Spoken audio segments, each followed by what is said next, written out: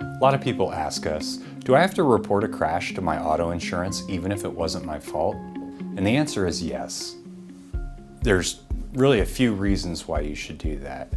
One is that your own insurance company will potentially pay for some things during the time that your case is pending. When you make a claim against the at-fault person's insurance, they are not going to pay you as you go. They only pay once at the end of the case. So it's important that you reach out to your own insurance company because you may have something called medical payments coverage. And what that is, if you have it, is it will pay for your medical treatment during the time that your case is pending.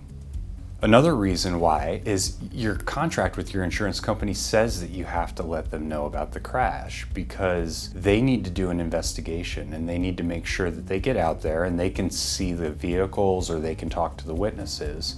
And if you don't tell them, you may potentially void your coverage.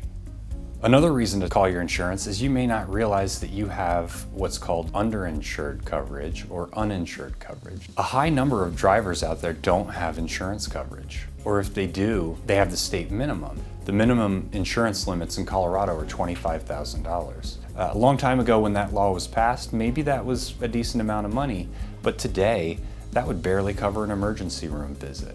If you're seriously injured, if you have to treat for a long time, that's not going to be enough. So you may have what's called underinsured coverage on your own policy. And what that does is it picks up where the other coverage stops.